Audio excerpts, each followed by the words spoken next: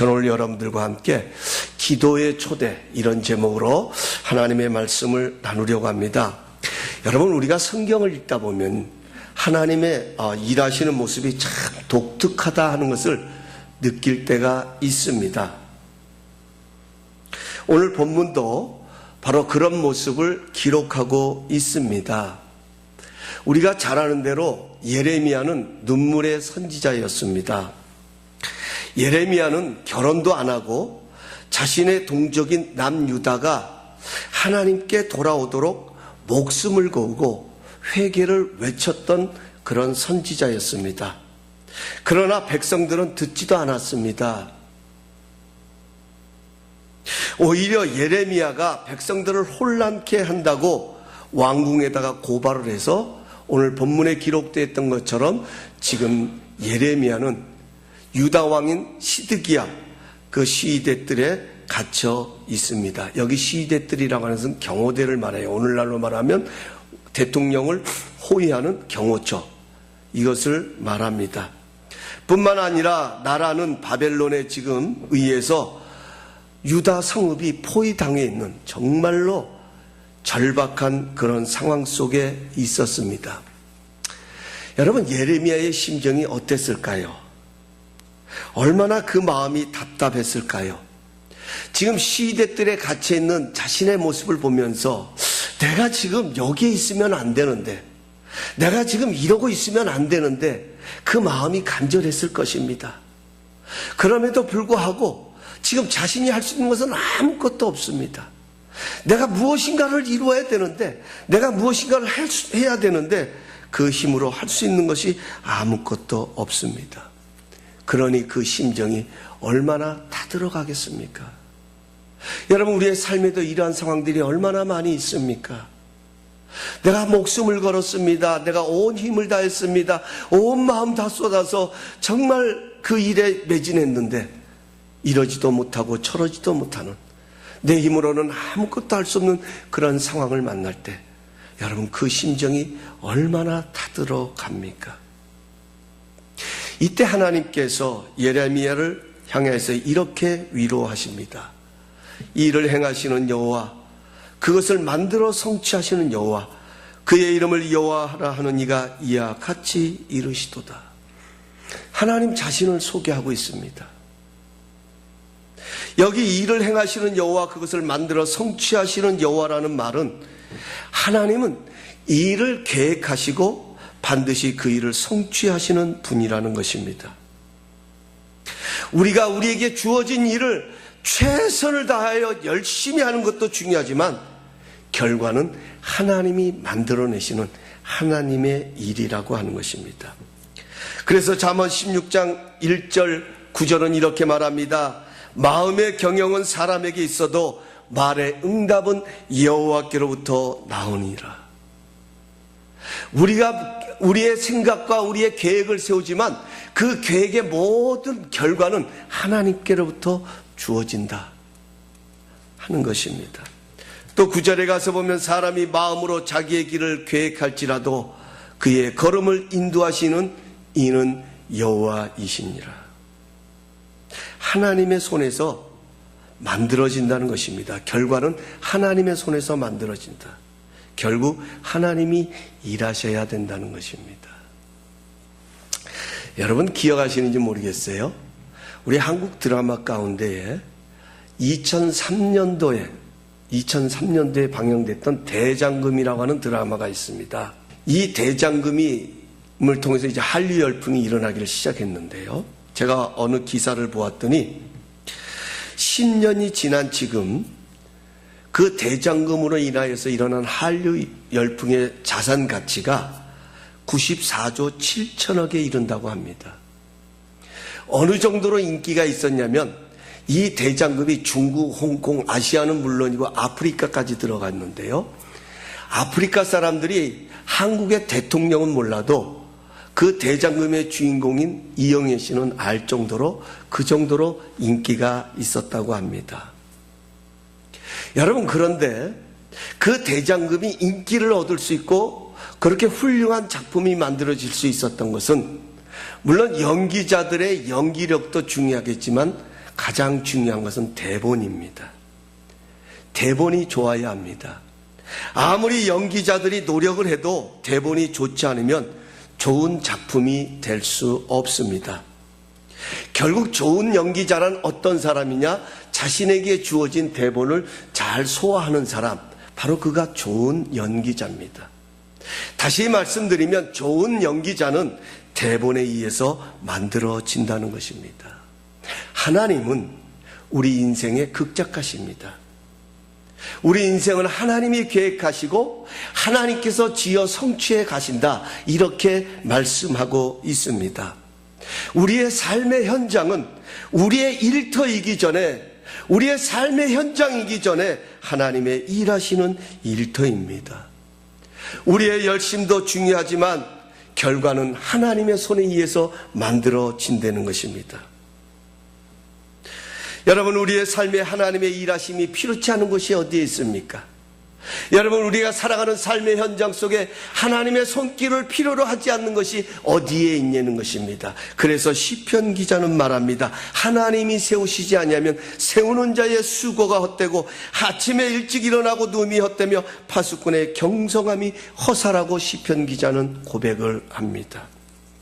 우리의 건강도요, 우리의 안전도 하나님이 붙들어 주셔야 합니다. 사방으로 우겨쌈을 당하여도 그 사방으로 우겨쌈을 당한 그 상황 속에서 우리를 건져내시는 분도 하나님의 일하심이라고 하는 것입니다. 우리는 믿음의 길을 가다 보면 하나님을 내 한계 속에 머물게 하려는 실수를 범할 때가 있습니다. 분명히 하나님은 내 한계를 벗어나셔서, 내 생각을 벗어나셔서, 때로는 내 능력을 벗어나셔서 독특하게 일하시는 분인데도 내가 안 되면 하나님도 안 되고 내가 못하면 하나님도 못하는 것처럼 생각하는 것입니다. 물론 아마 이런 이야기를 들으면 그렇게 말씀하시는 분들도 계실 거예요. 목사님, 아니에요. 하나님은 다 하실 수 있어요. 하나님은 모르시는 것이 없어요. 하나님은 전지전능하신 분이세요. 물론 그렇게 말씀하시는 분도 계실 것입니다. 맞습니다. 하나님은 전지전능하십니다. 그런데 나도 모르게 행동은 마치 하나님은 내 한계 속에 갇혀져 있는 것처럼 살아갈 때가 있다고 하는 것입니다. 그래서 내 삶에 좋은 일만 있어야 하나님과 연결되어 있다고 생각합니다. 내 삶에 기쁜 일만 있어야 하나님이 나를 위해서 일하고 계신다라고 그렇게 믿습니다. 그런데 여러분, 이 세상에 좋은 일만 있는 사람들이 어디에 있습니까? 문제 없는 사람이 어디에 있습니까? 우리에게 문제를 주시는 것은 하나님이 일하시겠다는 것입니다. 우리에게 어려움을 주시는 것은 하나님의 크고 은밀한 일을 나타내 보이시겠다고 약속하고 계십니다. 여러분, 이것처럼 큰 위로가 어디에 있습니까? 이것처럼 우리에게 큰 소망이 어디에 있겠습니까? 저는 오늘 이 시간 이런 하나님의 간절한 마음이 우리 성도님들의 마음의 용기로 자리 잡을 수 있기를 바랍니다. 여러분의 헌신, 오늘도 최선을 다하 다하시는 여러분의 이마에 흐르는 땀, 그 땀이 얼마나 소중하고 귀중한지 누구보다도 하나님은 아십니다. 그 소중함이 헛되지 않기 위해서 하나님께서 직접 일하시겠다고, 일을 행하는 여호와, 그 일을 만들어 성취하시는 여호와, 그 여호와가 내게 말한다고 하나님은 예레미야에게 선포하고 계십니다. 그 일을 계획하고 성취하시는 하나님은 너는 내게 부르짖으라고 말합니다. 여기 부르짖는다는 말은 원어에 가서 보면 카라라는 말을 사용합니다. 절규하다, 간절하리 찾는다는 뜻을 담고 있습니다.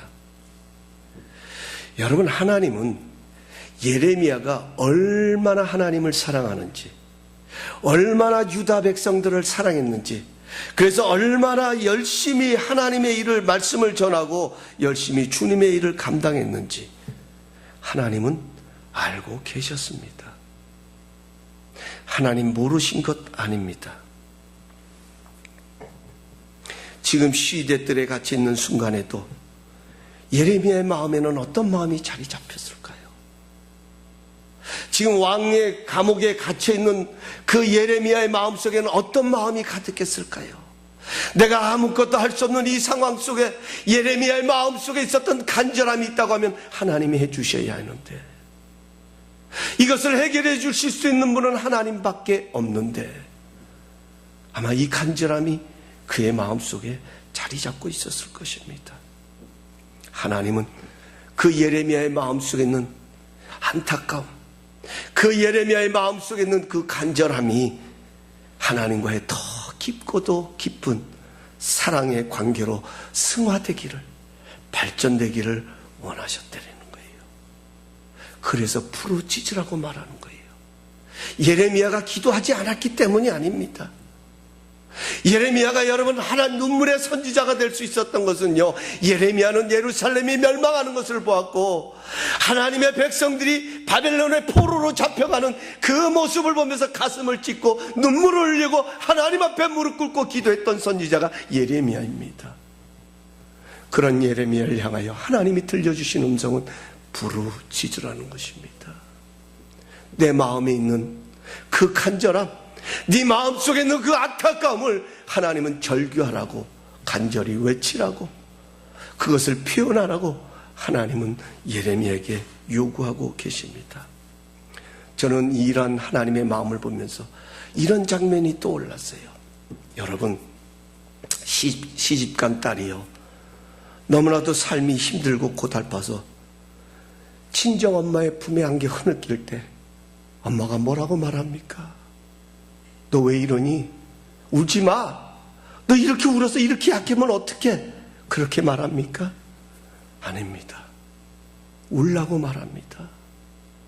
실컷 울으라고 말합니다. 왜냐하면 엄마는 그 우는 딸의 그 깊은 마음속에 담겨져 있는 아픔을 알기 때문에, 간절함을 알기 때문에, 그 고통을 알기 때문에 울라라고 말합니다.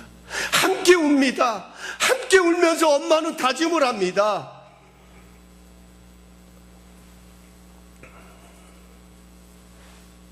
내가 이 딸을 위해서라도 더 힘을 내야 되겠다.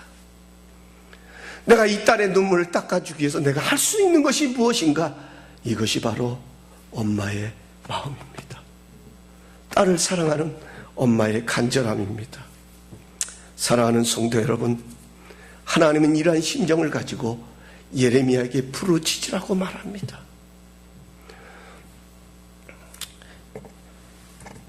여러분, 기도는요, 세상을 바라보던 우리의 시선을 하나님께로 향하는 것이라면, 부르짖음은 그 하나님께로 더 깊이 들어가는 것입니다. 여러분, 이 세상에서 상황을 바라보면서 견딜 수 있는 사람은 아무도 없습니다. 일어나는 상황을 바라보면서 꿋꿋이 아무런 요동함 없이 견딜 수 있는 사람은 아무도 없습니다. 예수님도요, 십자가를 눈앞에 두시고 그 마음이 심히 고민하여 죽게 되어 하나님께 나가 땀방울이 변하여 핏방울이 되도록 하나님께 간절히 기도하셨습니다. 상황이 어렵고 힘들수록 우리에게 필요한 것은 하나님에 대한 목마름입니다. 지금 하나님은 말합니다. 상황에 울지 말고, 그 환경 앞에 무릎 꿇어 울지 말고, 오히려 그 간절함, 그 안타까움을 가지고 하나님 앞에 나와 울으라는 것입니다. 그러면 하나님께서는 함께 우시겠다는 것입니다. 하나님은 오히려 하나님은 새롭게 다짐하실 것입니다.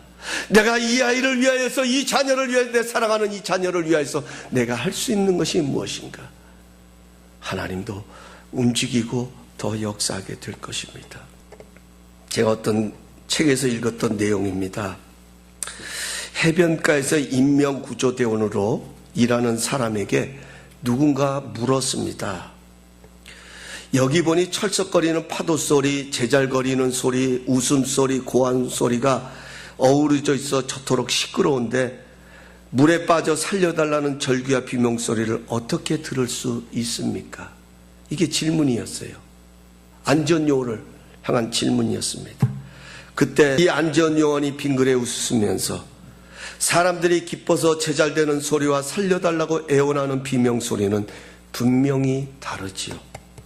구조를 요청하는 소리를 나는 분명히 들을 수 있습니다. 하나님은 예레미야에게 내게 부르짖으라고 말씀하시면서 반드시 응답하시겠다고 약속하셨습니다. 우리가 오해하면 안 되는 것이 우리는 응답을, 하나님의 응답을 눈에 보이는 현상만을 놓고 말합니다. 그래서 내가 원하는 대로 내 눈에 보이도록 이루어져야 응답되었다고 말합니다. 물론 틀린 것은 아닙니다. 하나님은 우리의 기도를 통해 눈에 보이도록 하나님의 역사를 나타내 보이십니다.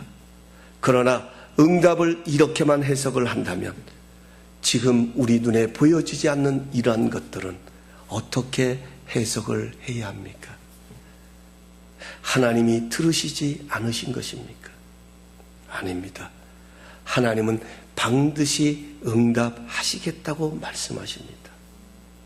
우리가 부르짖는 기도만 응답하시는 것이 아니라 내가 말할 수 없는 탄식으로 하나님 앞에 간구하는 그 기도도 하나님은 반드시 들으신다고 약속하십니다. 여기 응답이라는 말은 원어에 가서 보면 주시하다, 주목하다라는 뜻을 담고 있습니다. 여러분, 자녀를 기르다 보면 그 자녀를 기르는 엄마는 늘 그 어린 자녀에게 주시하고 있습니다. 설거지를 하면서도요, 집안을 청소를 하면서도 그 마음과 생각은 그 자녀를 향하여 있습니다. 그러다가도 그 자녀가 엄마 하고 부르면 가만히 있지 않습니다. 응 하고 대답하죠. 왜 그래? 왜 엄마 불러? 라고 반응을 보입니다. 이게 응답입니다.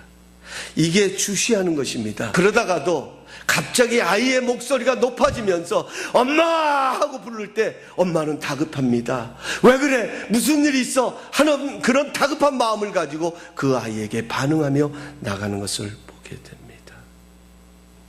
하나님은 우리가 기도를 하면 우리를 주시하십니다. 우리에게 주목하십니다. 우리의 기도를 들으십니다. 하나님께서 예레미야에게 너는 내게 부르짖으라고 말씀하시면서 내가 내게 응답하시겠다고 말씀하신 것은 그 예레미야의 간절함에 확신을 주시기 위한 하나님의 사랑의 마음이 되는 거예요.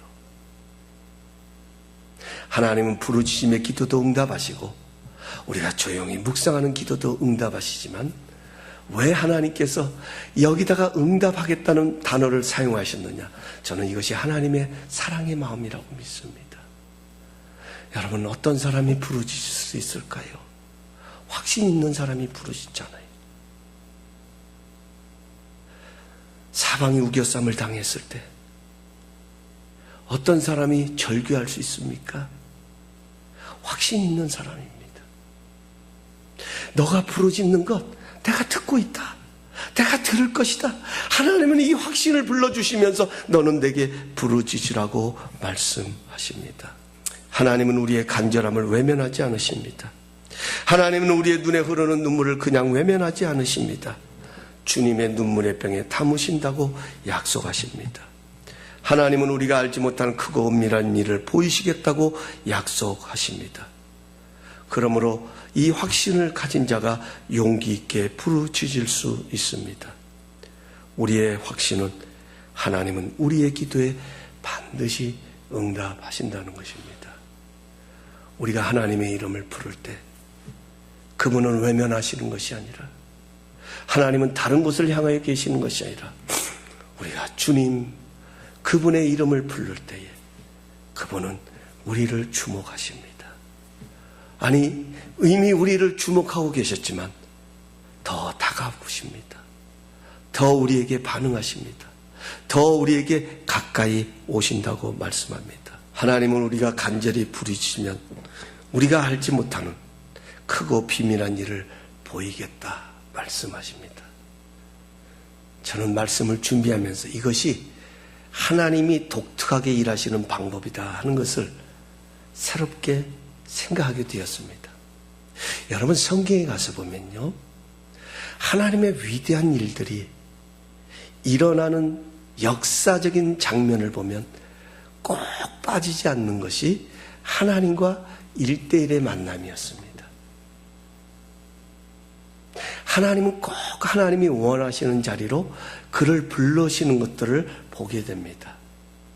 우리가 잘 아는 대로 제가 두 가지만 성경에서 한번 예화로 나눠보면서 성경 속에서 예화를 끄집어내면서 도대체 하나님은 우리가 부르짖을 때 어떻게 일을 하시면서 우리가 알지 못하는 일을, 크고 은밀한 일을 보여주신다는 말인가. 물론 결과적으로는 눈에 보여지도록 그 상황을 하나님께서는 역전시키고 만들어 가시겠지만, 그러나 하나님은 그 과정도 있다라는 거예요. 어느 날 금나와라 뚝딱 해가지고 그것이 되어지는 것이 아니라 우리가 기도할 때 하나님은 우리를 주시하시며 주목하시면서 하나님은 그 과정 속에 어떻게 일하시는가 하는 것을 함께 살펴보려고 합니다. 우리가 잘 아는 대로 출애굽기에 가서 보면 이스라엘 백성들이 아말렉과 전쟁하는 그 장면이 나옵니다. 르비딤의 전투라고 말하지요. 여러분, 이때 모세가 여호수아에게 너는 백성들을 이끌고 나가서 전쟁을 하라고 말합니다. 나는 저 산에 올라가서 하나님 앞에 기도하겠다고, 너는 백성들을 이끌고 나가 전쟁하라고 말합니다. 모세는 아론과 홀과 함께 그 산에 올라가서 하나님을 향해 두 손을 높이 들고 기도합니다. 그런데 성경에 가서 보면 참 재밌는 장면이 뭐냐면 이렇게 표현을 합니다. 하나님을 향해 두 손을 높이 들었던 모세의 팔이 피곤하매라는 단어를 씁니다. 피곤하매. 여러분, 우리에게 아주 중요한 거예요. 우리가 이런 영적인 피곤함을 느낄 때가 있어요. 하나님 한 분을 의지하면서 하나님만을 바라보고 나가지만 우리도 지칠 때가 있다라는 거예요. 피곤함에 모세의 팔이 내려오면 우리가 잘 아는 대로 아말렉이 이기는 것입니다. 그리고 모세의 손이 올라가면 다시 이스라엘이 이깁니다. 여러분, 산 위에서 그 산 아래에 전쟁하는 이 장면을 보았던 모세의 마음이 어떻겠습니까? 여러분, 어떻게 손을 내릴 수가 있겠어요? 아무리 피곤해도 아무리 지쳐도 승리를 위해서는 손을 내릴 수가 없는 거예요. 그래서 아론과 홀이 이 모세의 팔이 내려오지 않도록 양팔을 붙들어주고 모세에게 의자를 갖다 놓고 앉힌 다음에 양팔을 붙들어주는 것이 바로 르비딤 전투의 장면이었습니다. 여기서 하나님은 어떻게 일하셨습니까? 하나님은 한순간에도 얼마든지 아말렉을 무너뜨릴 수 있으십니다. 하나님을 사랑하는 백성들입니다. 아말렉은 성경에 가서면 이스라엘 백성들이 가는 데마다 힘들게 하고 어렵게 하고 정말 아말렉은 있어서는 안 될 그런 존재가 아말렉 백성이었습니다. 그렇다면 하나님은 얼마든지 그들을 사전에 없애버리실 수도 있었을 것입니다. 그러나 하나님은 그렇게 하시지 않으셨습니다. 모세의 손이 높이 들릴 때에 하나님은 이스라엘 백성들을 대신하여 아말렉과 싸우셨습니다. 이스라엘 백성들을 무너뜨리는 아말렉을 묶어버리셨습니다. 여러분, 이스라엘 백성들은 전쟁의 경험도 없습니다. 그들에게 아말렉처럼 그런 휘황찬란한 무기가 없습니다. 처음 전쟁하는 이 이스라엘 백성들, 그들이 할 수 있는 것은 하나님을 향하여 두 손을 높이 들고 하나님을 바라볼 때에 하나님께서는 그들을 위하여 나가 싸우셨더라는 것입니다. 이것이 바로 두 손을 높이 들었던 모세를 향한 그 기도에 응답하시는 하나님의 일하시는 모습이었습니다. 또 하나는요, 야곱의 야복강가입니다. 여러분, 아버지를 속이고 많은 재산을 이제 삼촌 라반의 집으로 도망가서 많은 재산을 부축해서 다시 고향으로 돌아옵니다. 그런데 들려지는 소문이 형 에서가 저 멀리서 이제 이 야곱이 돌아오기만을 기다리고 있습니다. 분노의 칼을 갈고서는 400명의 군사를 거느리고 야복강가 건너편에서 오기만 해봐라, 내가 너를 복수의 칼을 휘두르겠다고 기다리고 있습니다. 야곱은 사랑하는 가족들과 자신이 쌓아왔던 그 모든 가축들과 부들과 모든 그런 종들을 먼저 자기보다 앞서서 야복강가를 건너게 하고 그는 홀로 남아 하나님과 씨름을 합니다. 하나님이 나를 축복하시지 않으면 절대로 나는 이 손을 놓을 수 없습니다. 하나님만이 이 나의 모든 문제를 해결할 수 있는 열쇠가 됩니다. 마스터키입니다. 이런 심정을 가지고 간절히 부르짖었습니다. 여러분, 우리가 잘 아는 대로 새벽동이 떠올랐습니다. 기도를 마친 야곱이 이제 다리를 쩔뚝쩔뚝거리면서 분이엘을 향하여 걸어갑니다. 놀라운 일은 형 에서가, 분내의 칼을 갈고 있던 형 에서가 야곱을 보자마자 끌어안습니다. 그의 마음속에 미움이 있는 것이 아니라 그의 마음속에 사랑이 싹트기를 시작합니다. 동생이 긍휼히 보이기를 시작합니다. 그 야곱을 향한 사랑의 연민의 마음들이 에서의 마음속에 일어나기를 시작합니다. 야곱이 야복강가에서 그렇게 힘든 하나님과 씨름을 벌이고 있었을 때에 사탄은 에서의 마음속에 분노의 칼을 갈게 했었지만 하나님께서는 그 분노의 마음을 묶어버리셨습니다. 이것이 우리가 알지 못하는 크고 은밀하신 하나님의 일하시는 방법입니다. 하나님은요, 우리와 함께하기를 원하시는 분이세요. 하나님은 한 번도 우리와 하나님 자신을 띄어보신 적이 없어요. 성경에 가서 보면 하나님은 언제나 하나님과 우리를 하나로 묶어 가세요.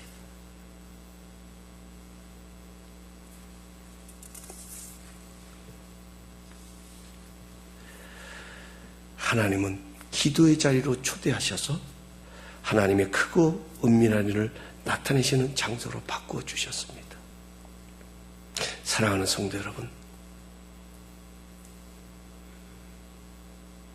왜 우리가 부르짖어야 합니까? 왜 우리가 하나님 앞에 그렇게 나가 간절히 기도해야 합니까? 그 이유는 하나이겠죠. 하나님이 해주셔야 하니까. 하나님밖에 없기 때문에. 이 문제 해결의 열쇠는 하나님으로부터 비롯되어야 되기 때문에 우리는 하나님을 찾고 하나님을 향하여 부르짖을 것입니다. 중요한 것은 여러분, 지금도 우리의 삶을 얽어매고 있는 보이지 않는 세력들이 얼마나 많이 있습니까? 지금도 우리가 잘 돼야 되고 우리가 열심히 땀을 흘리고 우리가 열심히 애써서 일을 하지만 그 일이 되지 못하도록 묶어버리는 악한 어둠의 세력들의 영적인 활동들이 얼마나 많이 있습니까?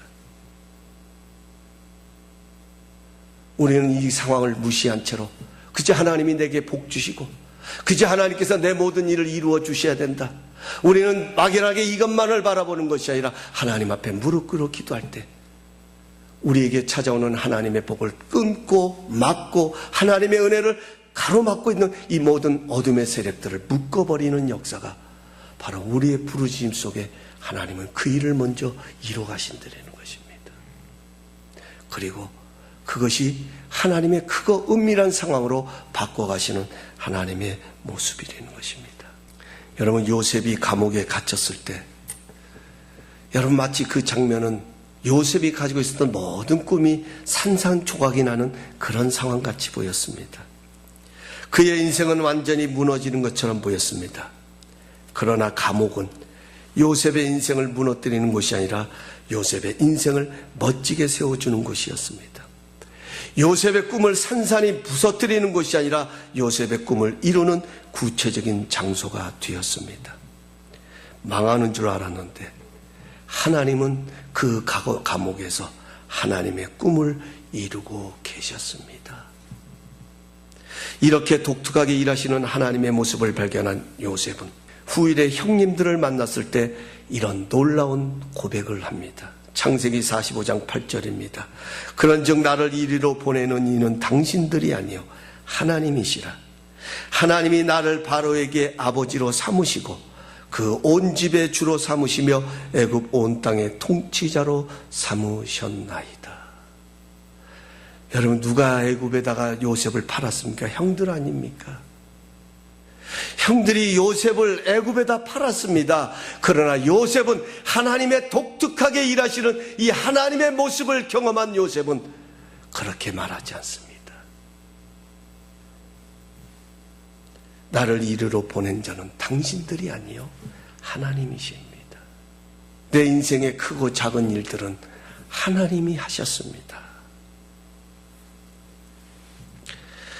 저는 이 말씀을 보면서 정말 우리에게 이런 멋있는 고백이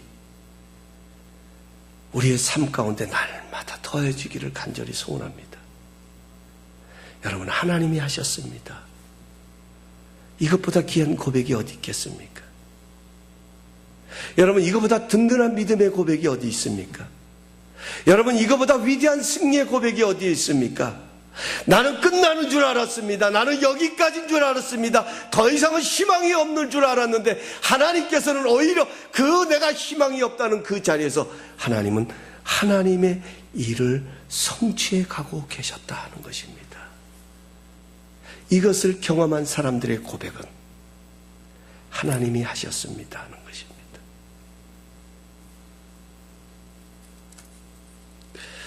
말씀을 맺겠습니다. 우리도 열심히 무엇인가를 하다 보면 예레미야처럼 시대들에 갇힐 때가 있습니다. 이러지도 못하고 저러지도 못하고 내 힘으로는 어떻게 할 수도 없는 그럴 때가 찾아옵니다. 이럴 때 하나님은 우리의 시대들이 하나님의 일하시는 현장이 되기를 원하십니다. 하나님과 우리와의 사랑의 관계가 더 확대되고 선명해지기를 원하십니다. 그래서 하나님을 향해 울라고 말합니다. 더 하나님의 품을 파고 들으라고 말합니다.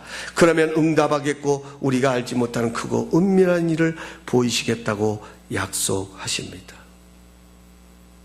여러분, 우리는 믿음으로 사는 믿음의 사람이라고들 말합니다. 도대체 믿음으로 산다고 하는 것이 무엇일까요? 믿음으로 산다는 것은 하나님의 약속을 붙잡고 클레임하는 것, 주장하는 것이라고 하면 믿음의 기도는 그 주장이 이루어질 때까지 목말라 하는 것이라고 말합니다. 우리의 교회, 우리의 가정, 우리의 삶이 고귀한 것은, 소중한 것은 하나님의 일하심의 현장이기 때문입니다. 오늘도 최선을 다하는 우리의 열심이 소중한 것은 바로 그 결과를 만들어내시는 하나님의 일하심의 현장이기 때문입니다. 그래서 우리에게는 하나님을 더 간절히 찾아야 할 이유가 있습니다. 그것이 좋은 상황에서도 하나님을 사랑해야겠지만 어렵고 힘들수록 더 하나님을 목말라야 해야 합니다. 그러면 하나님은 반드시 크고 은밀한 일을 보이심으로 응답하시겠다고 약속하십니다. 우리는 이 약속을 붙들고 주장하며 살아가야 합니다. 그래서 우리의 시대들이 하나님의 크고 은밀한 일을 경험하는 기회가 되어야 할 것입니다. 성경 우리가 즐겨하는 하나님의 말씀 한 절을 봉독하면서 이제 말씀을 마치고 기도하려고 합니다. 시편 81편 10절 말씀입니다. 나는 너를 애굽 땅에서 인도하여 낸 여호와 내 하나님이니 내 입을 크게 열라 내가 채우리라. 그렇습니다. 우리가 해야 할 일이 있고 하나님이 하실 일이 있습니다. 먼저 입을 열어야 하는 것은 우리의 일이요, 열린 만큼 채우는 것은 하나님의 일이라고 하는 것입니다. 기도하겠습니다.